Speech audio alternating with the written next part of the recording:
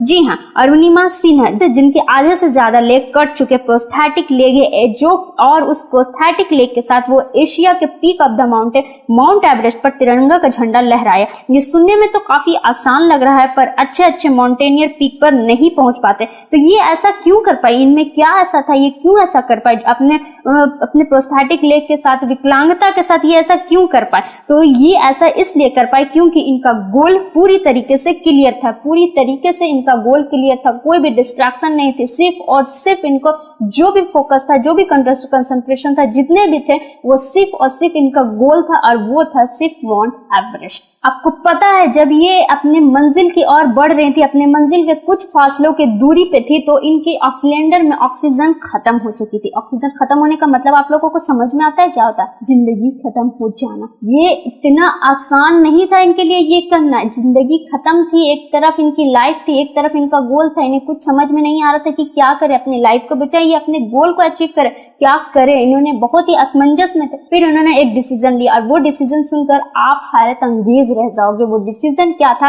कि जब मरना ही है तो कुछ करके मरना है। और फिर उन्होंने अपने लक्ष्य की ओर बढ़े, और अपने लक्ष्य को प्राप्त किया, और अपने गोल को अचीव किया, और माउंटेन के पीक ऑफ द माउंटेन पे तिरंगे का झंडे को भी लहराया, और वापस फिर आ भी गई। ऐसा क्यों हुआ?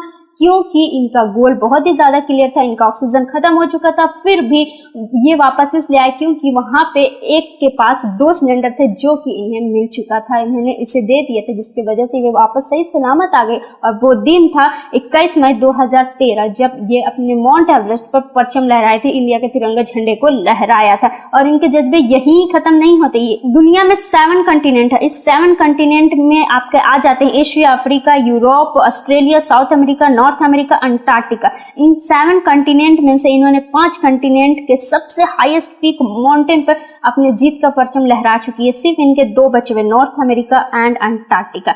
तो ये ऐसा क्यों कर पाए? इनमें क्या ऐसी खास बात थी, क्यों ऐसा करते? तो इनका एक ही वो था जो कि हमें भी ये चीज लेनी, अपनी लाइफ में उतारनी है, वो था इनका गोल क्लियर होना। अपनी लाइफ में कुछ भी अचीव करना, कुछ भी पाना हो, चाहे फिर वो आपकी स्टडी हो या फिर आपका सक्सेस हो, आप कुछ भी अचीव करना चाहते हो, उसके लिए आपका गोल क्लियर होना चाहिए। आपको गोल एकदम क्लियर होना चाहिए। आपका गोल क्या है? आपने डिसाइड किया कि आपका गोल क्या है? आप अपने गोल को डिसाइड करो।